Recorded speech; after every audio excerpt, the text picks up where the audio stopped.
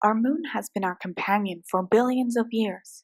Ever since a smaller planet crashed into our young Earth 4.5 billion years ago, we have been orbited by the natural satellite. But is it really natural? Or does our small neighbor harbor a deep, dark secret? Welcome to Uncovered Secrets, where we explore the mysteries of our vast universe.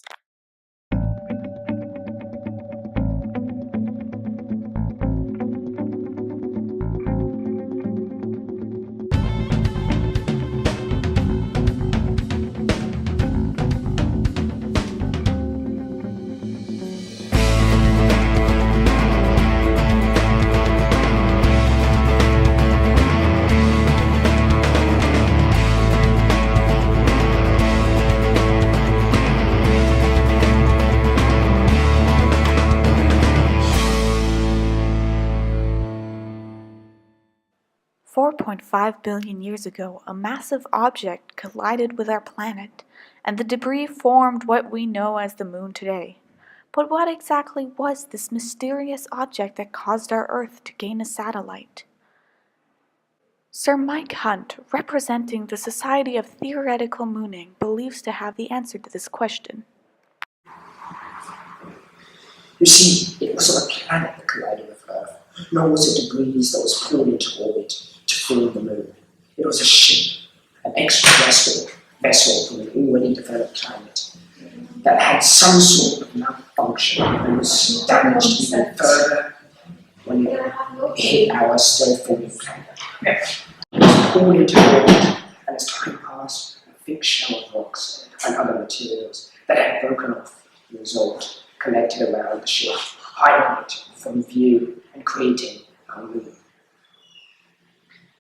But how does the moon's hidden core affect Earth's history? Did it lie dormant with the ship's inhabitants long dead from the crash? Or does humanity have its roots buried deep underneath the moon's rocky surface? This very species that came into our solar system by accident most certainly survived the formation of what we know as the moon, and most likely had a strong influence in this happening. The moon had a rather weak gravitational pull, but there's one we believe that it may be the ship that created this gravity in order to attract debris and protect themselves from further damage. And this would be only possible if something had survived. So how exactly has our planet been influenced by our lively neighbor? It seems to be that our history is a little different than what we know of. Well, one theory is that X species played a large role in the formation of life on Earth. The chances of developing on a planet are depending on many factors such as atmosphere, temperature, gravity levels, water, and just planet tectonics and so many more. The chance of life on planet developing is so incredibly small that it's almost impossible. It's so impossible that it cannot even be possible that Earth is the only planet to have life on it. Yet scientists are still baffled as to how Earth succeeded in hosting life. We suggest that already existing life hidden in the core of the moon helped to create a new form of life after the 1 billion years time between arrival and the first traces of life on Earth.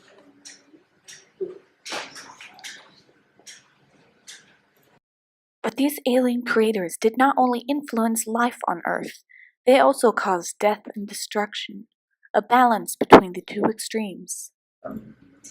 Okay. Well, the extinctions of dinosaurs are most likely not created by a meteor crashing, but rather a weapon fired at Earth with the intention of a chain reaction of death just everywhere. These two specific elements did not naturally occur on Earth. They can help us find the answer, though. There are two specific elements that did not naturally occur on Earth, but they can help us find the answer: iridium and osmosium, both elements belonging in the planet family, and yet completely unique elements, the most densest materials on Earth, and can function as catalysts. More importantly, exclusively found in the scientific critic Cape craters. Iridium is one of the main causes for the original avalanche hypothesis, the theory that meteor caused extinction of dinosaurs, but there is no meteor that did this. As the dinosaurs become more evolved and developed our friends on the moon, they become more nervous that these massive creatures could pose a threat. So it led on to them developing a weapon using iridium and osmosis as the catalyst, the weapon causing mass destruction in the atmosphere, making it impossible for these massive creatures to survive. Meanwhile, the smaller mammals, most completely unharmed, became part of the bigger plan. And so a new era was ushered in, an era in which mammals grew and evolved into smarter and better forms, until finally the first humans began to walk the earth.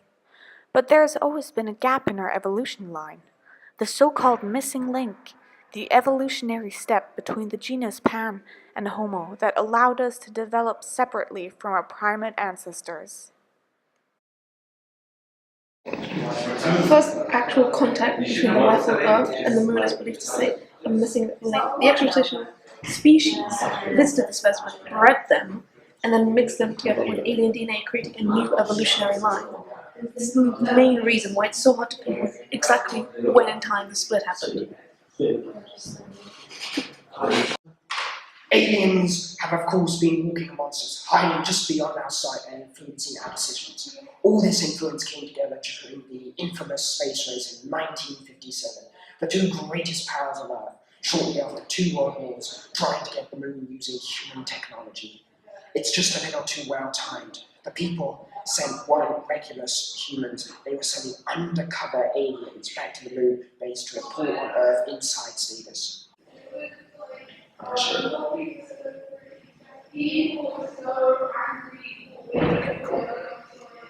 Naturally, each group wanted to be the ones to report find first, and so the rivalry between the US and the USSR reached a peak. The Cold War was merely a dangerous cover for a friendly rivalry between extraterrestrial vigilators. Area 51 was created to, as most humans correctly suspected, test technology safe on the base. Surrounding residents often claimed to hear booming sounds, but this was merely the bang of air suddenly rushing into an empty spot after something had been teleported between the two places. Of course, NASA is aware of the moon's secret and was created to cover up the situation as to not alarm humanity. The moon landing was faked with several pieces of evidence. There are indeed images that raise some questions about the legitimacy of the moon landing. For example, this one, in which you can see an astronaut. However, in the reflection of his helmet, there seems to be a man who is dressed in normal, average civilian clothing, not a spacesuit, which would not be possible if they truly were on the moon. The next image clearly shows the shadows reaching from the bottom right corner to the top left one, which leads to the conclusion that this is also where the source of light is. However, the astronaut's shadow is in a completely different position.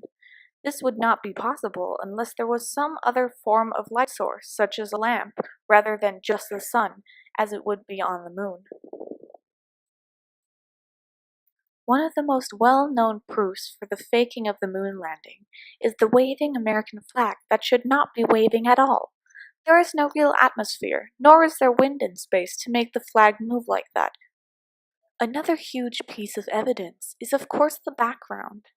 During the live broadcast of the moon landing, every astronaut went on about how beautiful the sky was and how incredible it was to see the stars in the universe in all its glory. However, in every single image taken while on the moon, there are no stars visible. Even with the contrast at its highest capacity, there are no visible stars.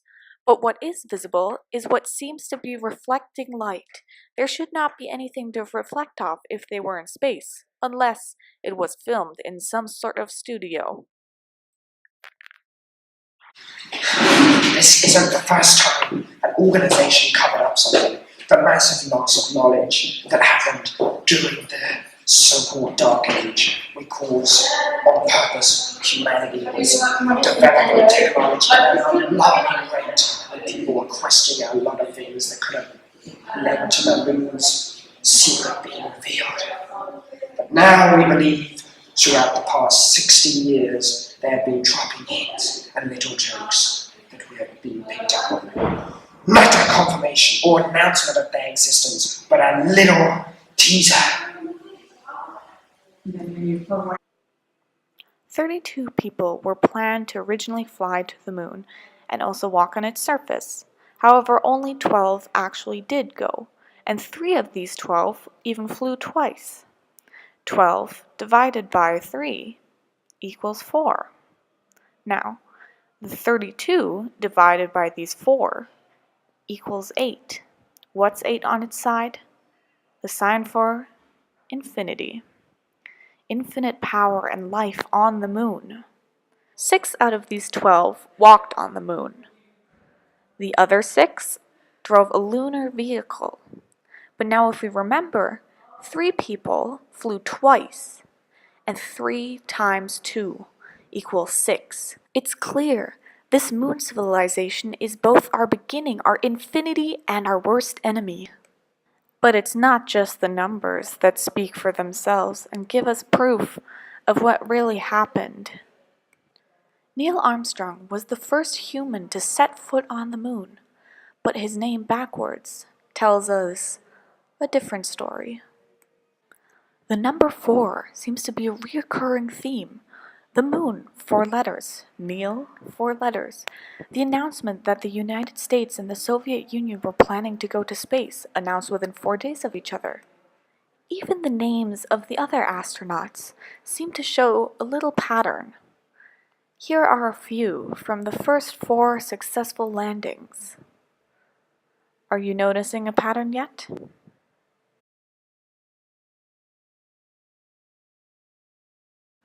That's right. They all follow the 4-letter name pattern.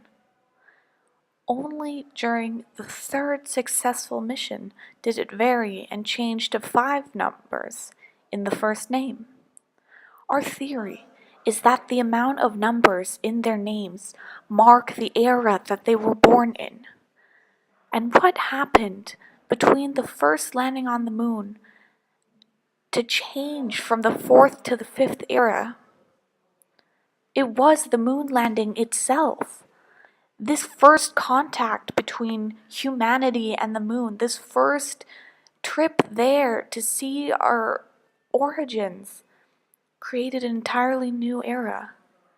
And so we have entered something completely new, and we don't know what is to come. With the dawn of a new age, who knows what the future might hold for us? Perhaps we will end up in true contact with these creatures. But nobody knows for sure but them.